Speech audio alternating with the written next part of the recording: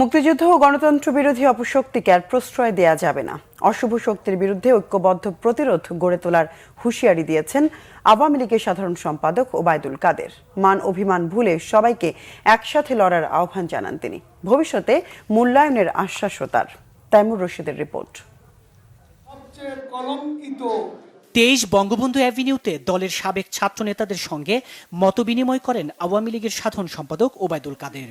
স্মরণ করিয়ে দেন ভাষা আন্দোলন, শিক্ষা আন্দোলন থেকে শুরু করে জাতির সব ক্রান্তিতে অগ্রণী ভূমিকা রেখেছে ছাত্রলীগ। আবারও অভিযোগ করেন জিয়াউর রহমান বঙ্গবন্ধু হত্যার মাস্টারমাইন্ড। সেই উত্তরসূরিরাই এখন দেশবিরোধী রাজনীতি করছে বলে মন্তব্য তার। জিয়াউর রহমান সেরকম একজন ভণ্ড মুখোশধারী মুক্তিযুদ্ধ, এদের চরিত্র উদ্ঘাটন করতে হবে।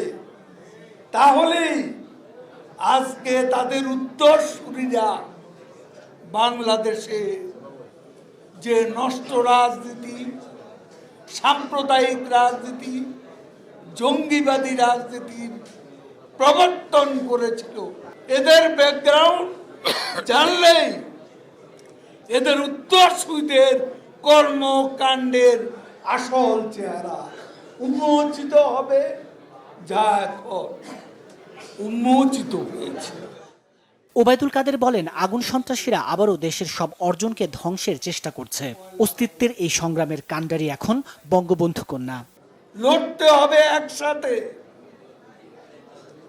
মান অভিমান সব ভুলে যেতে হবে। আজ ওই পশু শক্তি যদি আরো প্রশ্রয় পায়, তাহলে আমাদের সবাইকে ঐক্যবদ্ধ হয়ে লড়াই করতে হবে।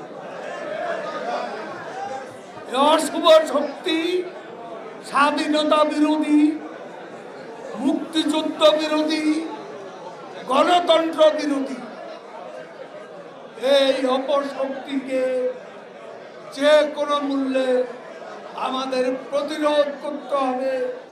মতবিনিময় সভায় সাবেক ছাত্র নেতাদের তোপের মুখে পড়েন ক্ষমতাসীন দলের কেন্দ্রীয় নেতারা। তৈরি হয় বিশৃঙ্খল পরিস্থিতি। সংকটে যারা ঝুঁকি নেবে তাদের ব্যাপারে অবশ্যই আমাদের মূল্যায়ন থাকবে।